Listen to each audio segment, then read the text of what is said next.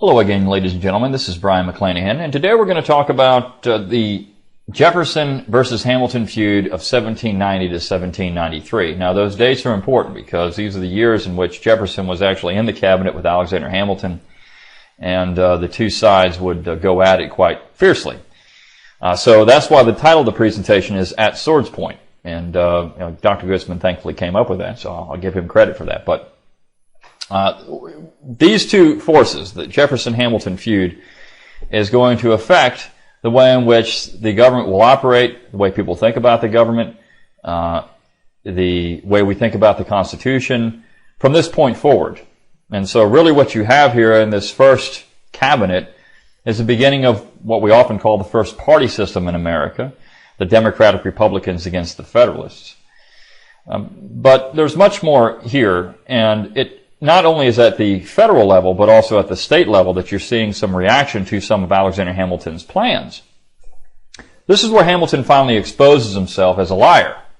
Now, he was lying in 1788 when he said the Constitution could not do X, Y, and Z because it doesn't say we can do it. So when he gets in the Treasury Department, he starts doing X, Y, and Z, and so he's called on that. And this is why this period of time is so important. And of course, we focus a lot of attention on the Supreme Court, and John Marshall's doing his own thing later on by the early 1800s, 1801. But Hamilton sets the stage for that, and so Alexander Hamilton is really the reason why we have this much abused, much maligned Constitution. And so let's look at the issues here. And what I'm going to do is actually break this down by year. I'm going to start with 1790. We'll look at some of the issues of 1790, also 1791. 1792 and 1793. So some really important stuff going on here, and let's go ahead and get started. Now, Washington, of course, George Washington, first president of the United States under the Constitution, decides that he's going to have what historians often call an AllStar Cabinet. He's going to pick the best and brightest. He's going to pick Thomas Jefferson as Secretary of State. Of course, Washington himself thought that he was the Secretary of State, so Jefferson was going to kind of be his do-boy, his gopher. He was just going to do whatever Washington really wanted him to do. Washington understood that he had a firm grasp on that. Also, the Secretary of War, Henry Knox, was kind of in the same position. Washington thought he was the guy that was going to control those two departments. So these people weren't really going to have much power. But Washington didn't know a whole lot about finances. And so he's going to really rely on Alexander Hamilton quite a bit for that particular area. So this is a problem.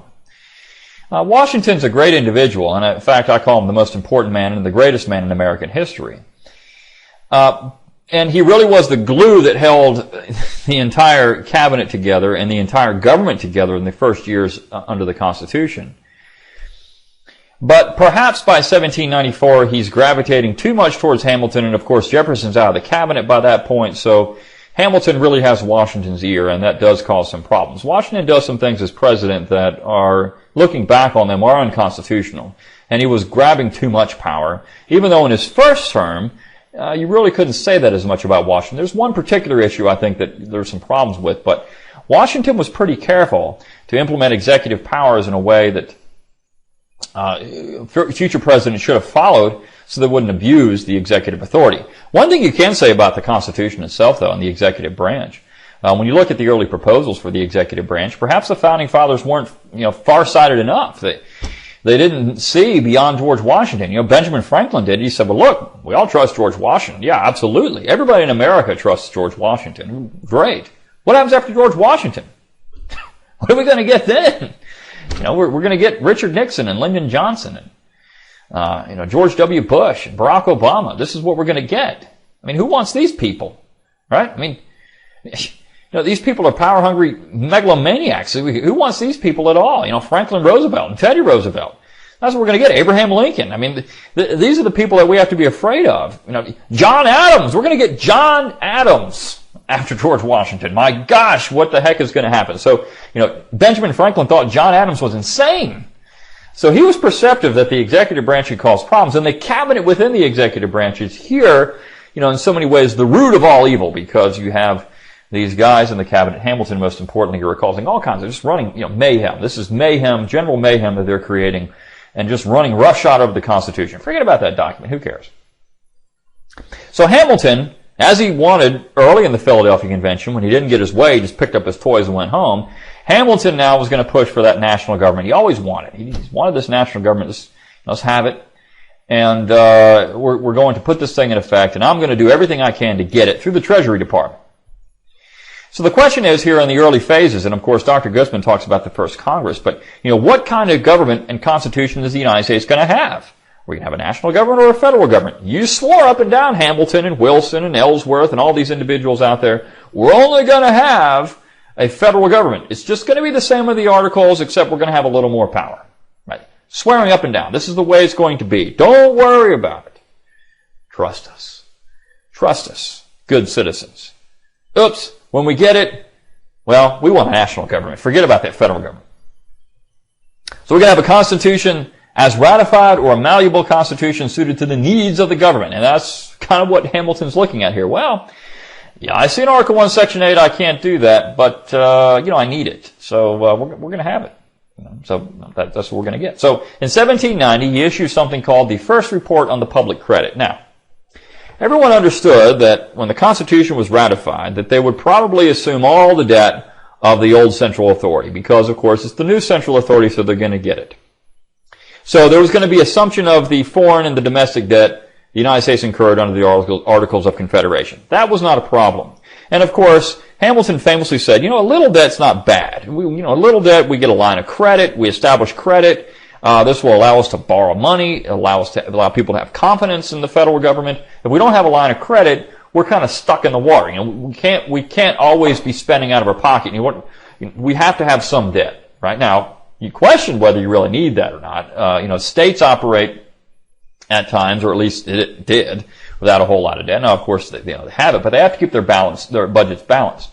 The United States government doesn't have to do that.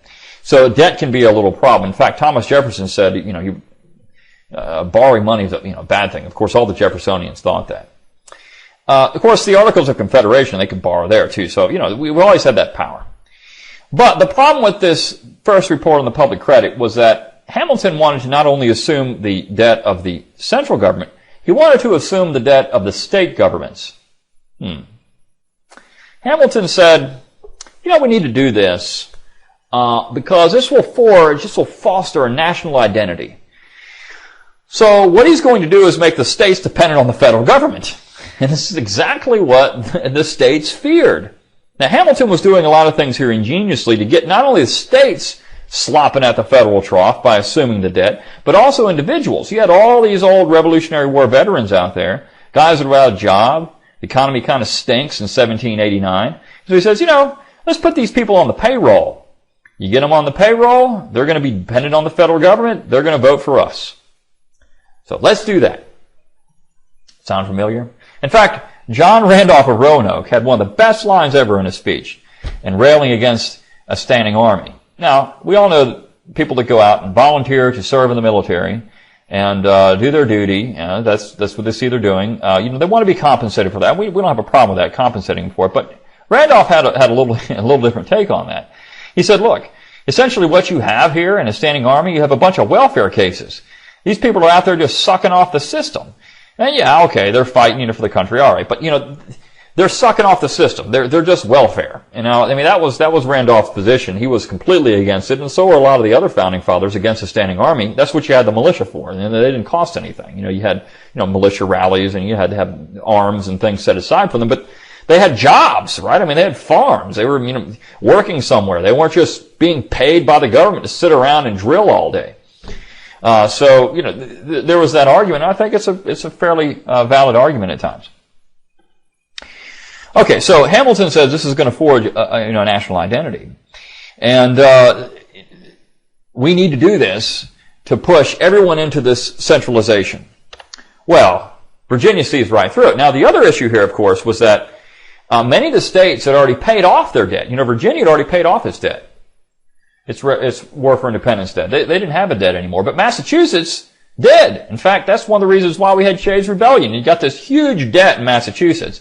And so what does Massachusetts do? Well, they raise taxes to pay the debt.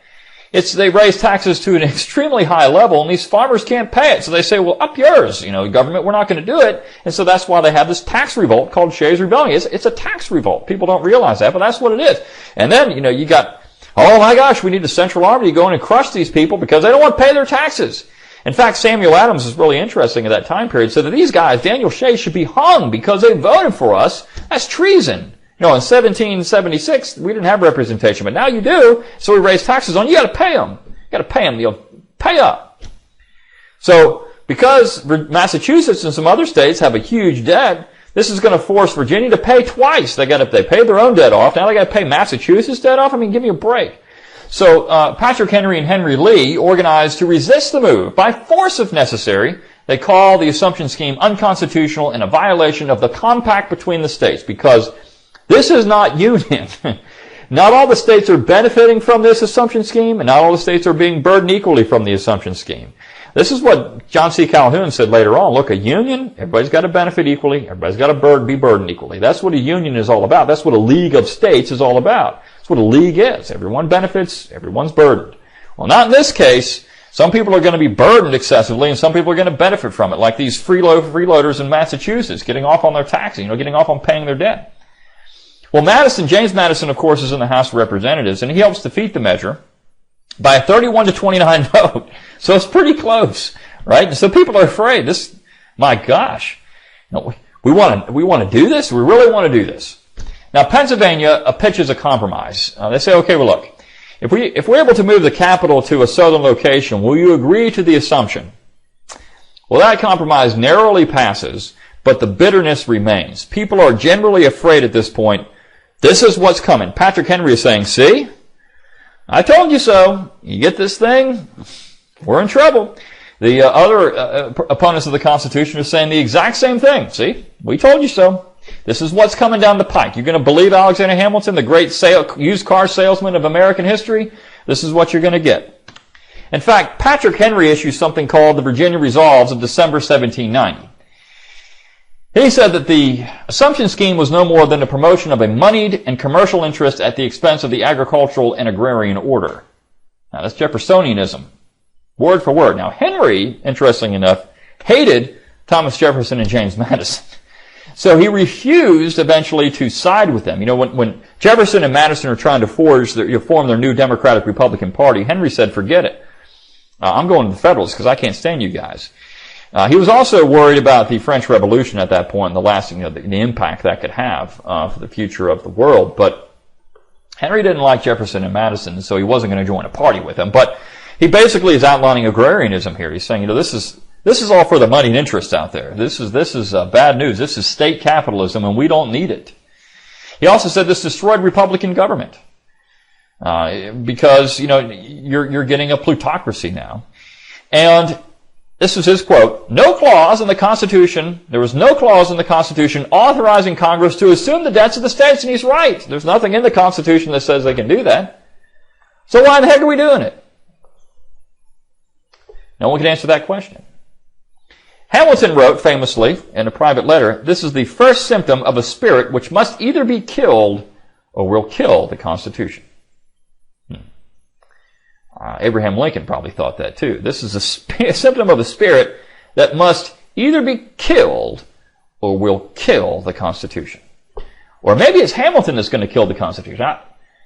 Hamilton, Patrick Henry is saying Hamilton's going to kill it. I think Hamilton already did kill it. He killed it in 1790. First salvo off the bat, he already killed the Constitution. Then along comes 1791. And we get the big granddaddy of the problems of the Hamiltonian regime, or the Hamilton regime in the Treasury Department, and that's the creation of the National Bank. Now, of course, the Bank of England was the most powerful bank in the world at that point, and Hamilton admired it. Of course, so did Robert Morris, who was getting all his ideas from. So Hamilton floats a plan to organize a Bank of the United States. And this was the brainchild of the Pennsylvania financiers, people like Robert Morris and others. And both the bank and government-created corporations had been rejected in the Philadelphia Convention when they were proposed by this Pennsylvania delegation. So what Hamilton is doing here is dusting off something that Robert Morris and the Philadelphia delegation wanted in 1787. When they were writing the Constitution, they were told, no, we can't charter a corporation. There are no government corporations. That's unconstitutional. And there's no bank. That's unconstitutional.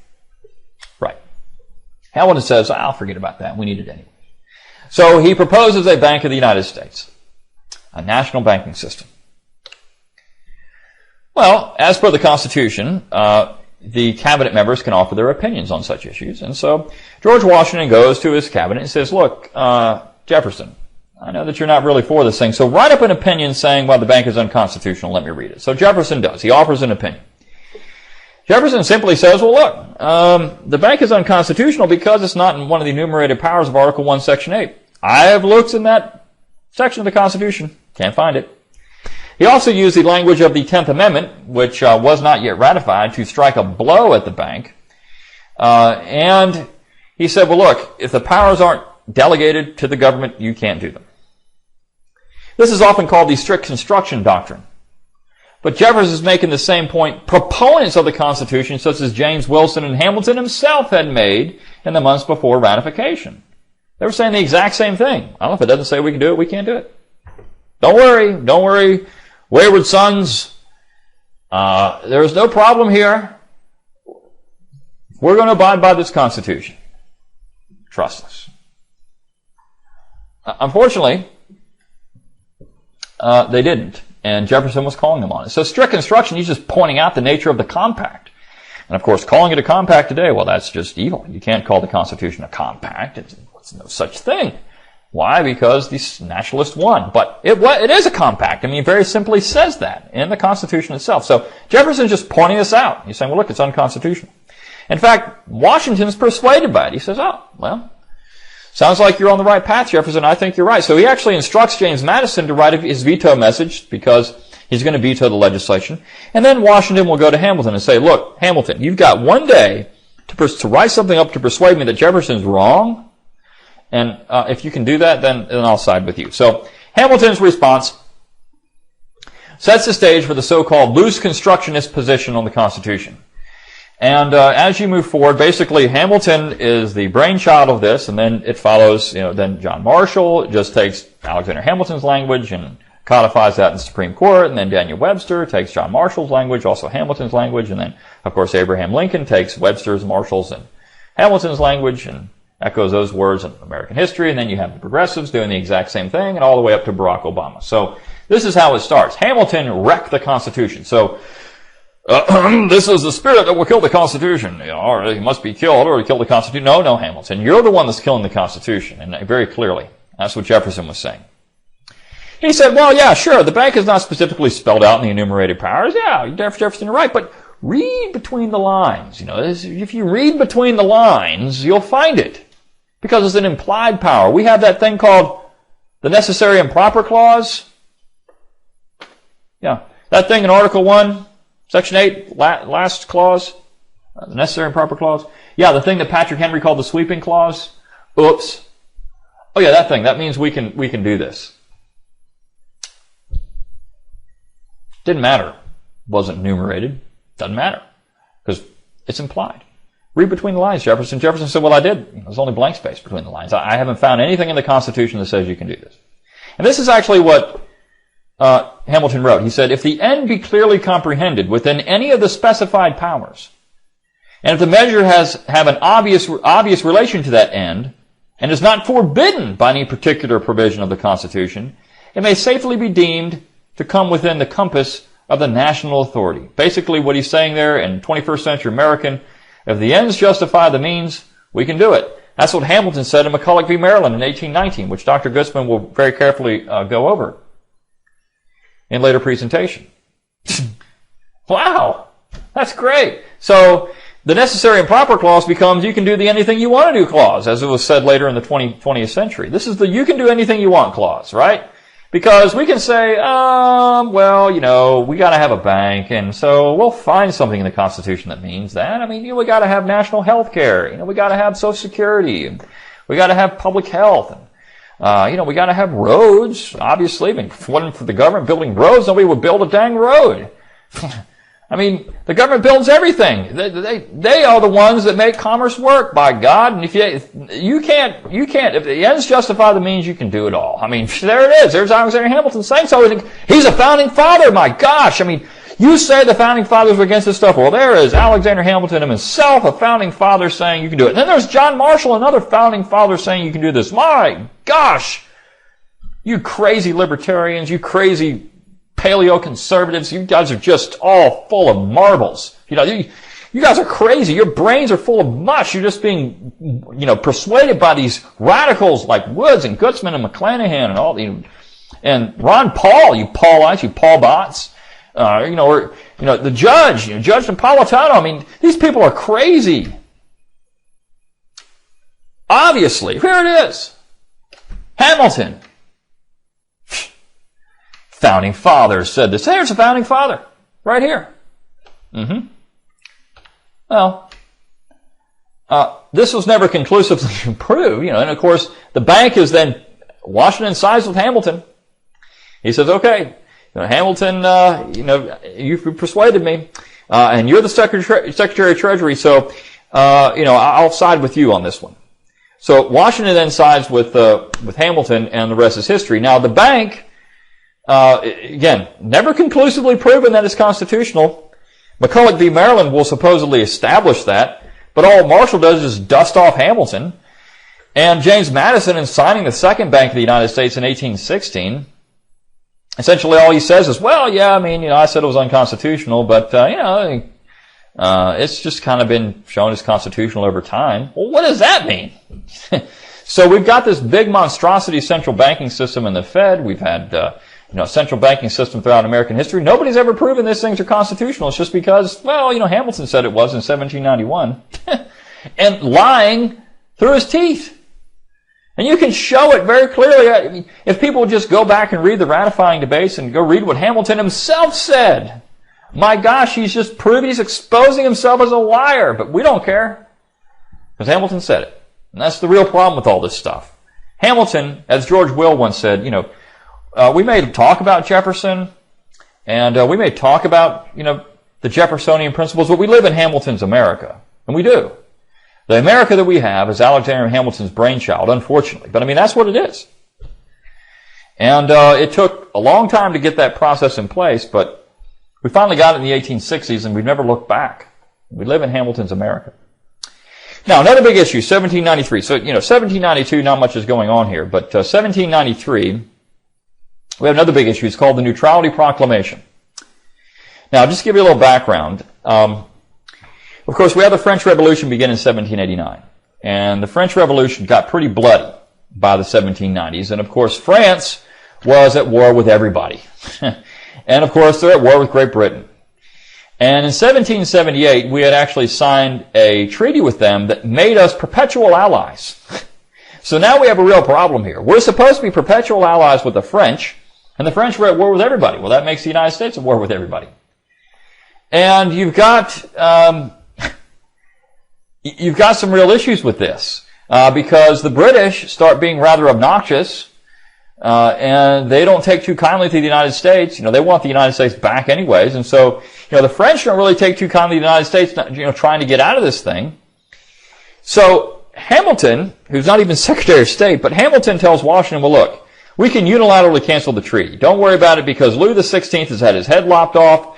We signed a treaty with Louis XVI. We didn't sign a treaty with the reign of the Directory or the Committee of Public Safety. We didn't sign a treaty with any of those guys.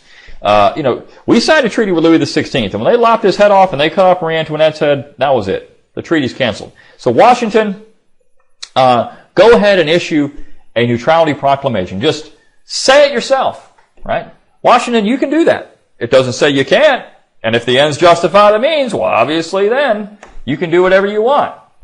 No, Jefferson is saying, no, wait a second here. We don't need to be buddied up with the French, and I agree with you, because the French are going to get us into war with the British, and that's going to be disastrous. But I don't see anything in the Constitution where it says the president can just unilaterally issue these proclamations like papal bull saying this is what we're going to do. This is crazy. You can't do that. That's what a king does, and we don't have a king. So the executive, Jefferson says, does not have the authority to declare neutrality. Congress has to be part of that. These are congressional executive, agreements. But Congress has to be involved in this. And James Madison thinks the same thing. So what happens is rather interesting. When Congress is not in session, Washington issues what has since been called the Neutrality Proclamation of April 1793.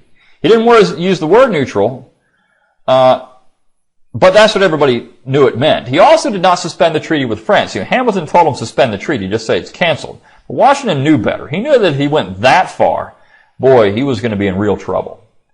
So he didn't suspend the treaty with France. He does issue a proclamation, though, saying that the United States is going to, not using the word neutral, but we're going to be independent, essentially. This is simply a way for the United States to avoid the dangerous situation in Europe. And I mean, everyone agreed with him. Yeah, we need to do this. But not everyone agreed with the method being used here. This sets a precedent, though. This makes the executive the initiator of foreign policy.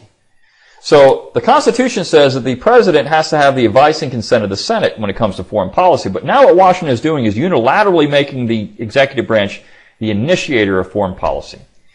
So it's taken a new role. So he's defining the executive here as he goes. Now, Jefferson and Madison weren't sold on the move, and both argued that because only the Congress could declare war, only the Congress could declare neutrality, which is a pretty powerful argument. The Congress can declare war, so then the Congress can declare neutrality. So they saw the move as a power grab. In fact, Congress was going to follow in 1794 with something called the Neutrality Act. What they essentially do is, through legislation, make what Washington did legal. So, but this is an unresolved issue again. I mean, here you have a power play. Congress is saying one thing, the president is saying another, and everybody just eventually follows Washington's lead, and they kind of leave Congress by the wayside. But very important, this particular proclamation. Now, this doesn't even get to some of the other foreign policy issues like Jay's Treaty and how that was a foreign policy disaster, and that actually galvanizes, the Jeffersonians on one side and the Hamiltonians on the other, and but there was some wonderful stuff, and of course, if you take the history survey course, Dr. Guzman and I talk about some of these other issues. But constitutionally, these are some of the big issues here. So, constitutionally, could the president initiate foreign policy? Well, Jefferson and Madison said no. Washington said yes. Hamilton said yes. So here you have another split. When you look at the bank and the assumption scheme, I mean, again, these are things that the Jeffersonians are saying, no, you can't do these things. You're lying, basically. But Hamilton is saying, well, if the ends justify the means, we can do whatever we want. And that becomes a precedent that's very hard to break.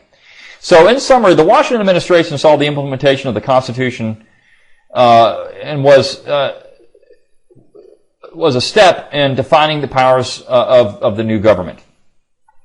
Hamilton showed his hand and exposed his previous positions in the Federalists as lies, which laid the groundwork for the establishment of an unwritten Constitution that superseded the written and ratified document of 1787 and 1788. That's the important key here. What we get, essentially, we start operating with two different constitutions. Particularly once we get the Supreme Court involved, we get all the case law involved. So you're going to have an unwritten Constitution like the British system, as opposed to the written Constitution as ratified. So we essentially are playing on two different fields here, as I mentioned in another presentation. One side we're playing football, the other side we're playing baseball, and we should be playing baseball instead of football. I'm a big baseball fan. So baseball is, it's a much more defined game in a lot of ways, and much slower pace. Football, it's a little different. So we're playing on two different fields. We need to get back to playing the same game.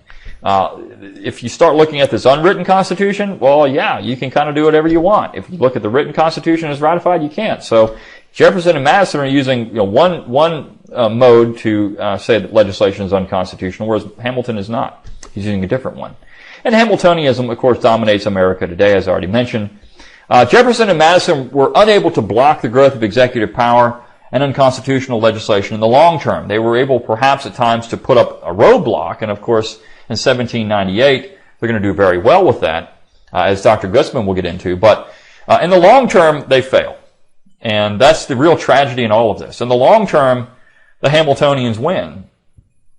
And that's where we sit today in the United States. So if you really want to blame anybody in American history for the mess we have, and Hamilton, of course, you call him a big government guy. He wouldn't recognize the government today. It's too big. But he's the guy, he's the intellectual progenitor of all this stuff. He's putting it into effect with his opinion on the bank bill. There it is right there. I mean, everyone just kind of follows lock, stock, and barrel. Henry Clay, Daniel Webster, Abraham Lincoln, John Marshall, Joseph Story. They're all just regurgitating the same nonsense, the same crap that, this Hamilton came up with here in 1791. So nothing's changed. And you look at Obama. I mean, this is why people were shocked. You're saying the health care bill is unconstitutional. How can you say that? Of course it's constitutional, because we say it is. Right? Hamilton said, of course the bank's constitutional, because I say it is, right? I've proclaimed from on high as the Secretary of Treasury that I need this, so it's constitutional. And there you have it. So, we'll pick up with some other great stuff in the next presentation. Stay tuned. Stay tuned to this Bat channel, Bat Time, so we can get going with some more great, fun constitutional stuff.